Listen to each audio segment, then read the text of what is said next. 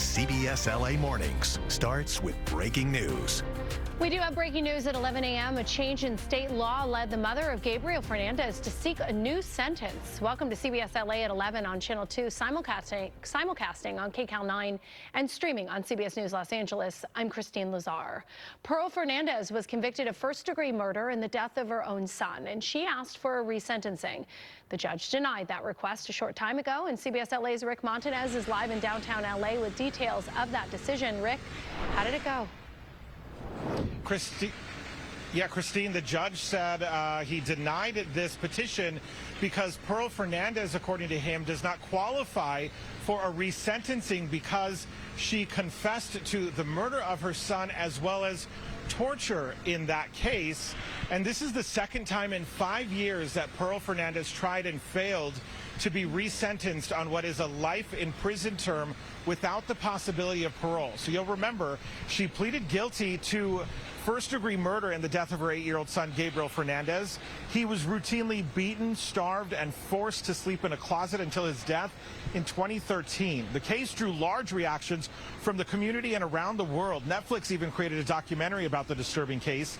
Isidro Aguirre, you'll remember, Pearl Fernandez's boyfriend, he was sentenced to death in this case back in 2018.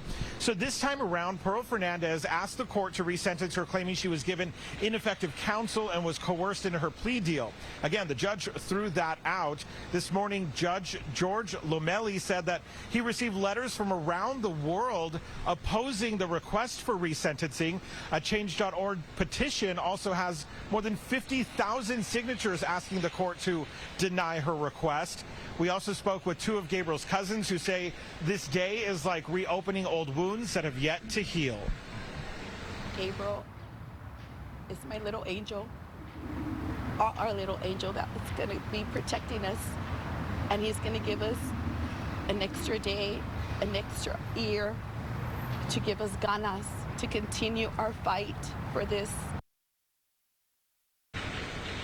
And they say they will continue fighting for justice. Even the deputy district attorney working this case says as long as he is around, he will continue working to make sure that those two who are sentenced in this case remain locked up. Reporting live in downtown Los Angeles, Rick Montanez, CBS LA.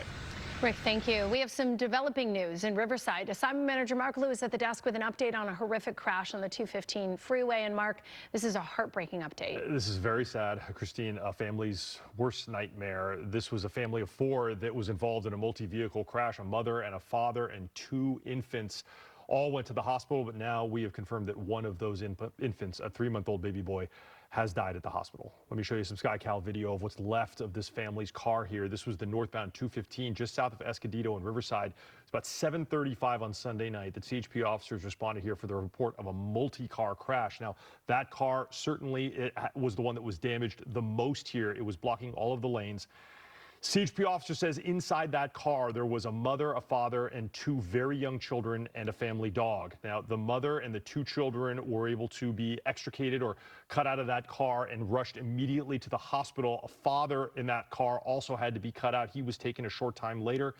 But unfortunately, we have learned this morning that one of those 2 infants that was rushed to Riverside University Medical Center unfortunately passed away. It's described as a 3-month-old baby boy. The mother and the other child and the father are all still at Riverside University Medical Center. There were 2 other adults injured in this crash.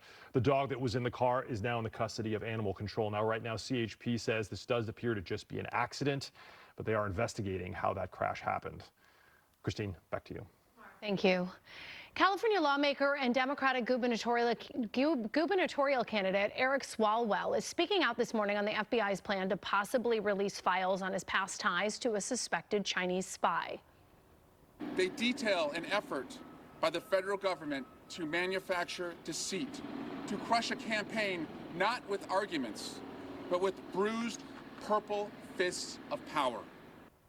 Swalwell says the probe is a political attack by Trump allies to sway the election. The decade-old investigation found no wrongdoing, and Swalwell cut ties with that individual in 2015 after an FBI briefing. Swalwell is a leading Democratic candidate in the race. A voting fraud investigation led by Riverside County Sheriff and GOP gubernatorial candidate Chad Bianco is being held up. Bianco had seized more than 600,000 ballots from the county registrar relating to last November's special election over Prop 50. Now, he claimed a citizens group pointed out an alleged discrepancy of 45,000 votes. But over the weekend, State Attorney General Rob Bonta filed a petition to stop that recount, claiming the ballot seizure was illegal. Republican political analyst Luis Alvarado has an explanation for Bianco's actions. If any other sheriff were to embark in something like this, he would not do it alone. He would have the attorneys, city attorneys, state attorneys be part of this whole process. The county register of voters would be the front line standing next to him. But he's running for governor, and you have to understand that when you're running for governor, you have to fight to get on TV and get your name elevated. Riverside County election officials have debunked allegations of irregularities, saying the citizens group's numbers were based on raw data that could have included ballots that were never signed. President Trump says he's negotiating with Iran as more U.S. troops have now arrived in the region. The Pentagon is reportedly preparing for weeks of ground operations in Iran, but the White House says that doesn't necessarily mean the president has made a decision. Last night, Trump answered questions about negotiations and the potential for boots on the ground.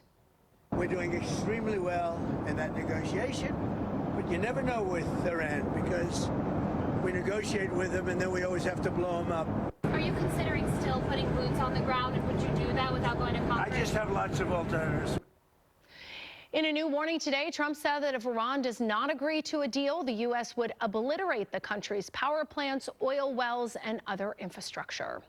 The war with Iran continues to drive up gas prices. CBS LA's Tina Patel spoke with a few drivers in Ontario who are already feeling the pain at the pump. If you drive around the IE, you will see a lot of different prices at the pump. At this station, it's $5.29 a gallon if you can pay cash. But there are some stations just about a mile away charging nearly $6 a gallon. Unfortunately, even if you do shop around, prices are still a lot higher than they used to be. About 10 cents more than they were a week ago, $1.28 more than they were just a month ago when the Iran conflict began. Now, that is because local gas prices are tied to the price of international crude oil, and that went up 55% in March.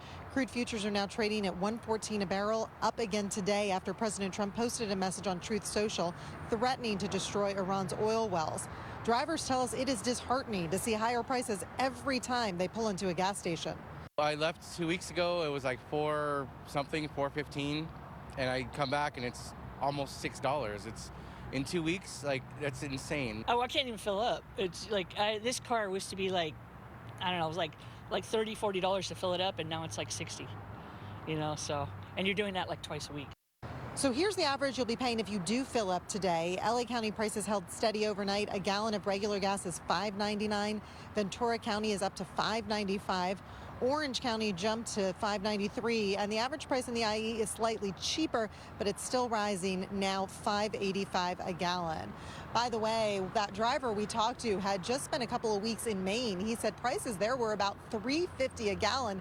That would be great for us, but he said drivers there were actually complaining because that was still about $1 more than it had been just a month ago.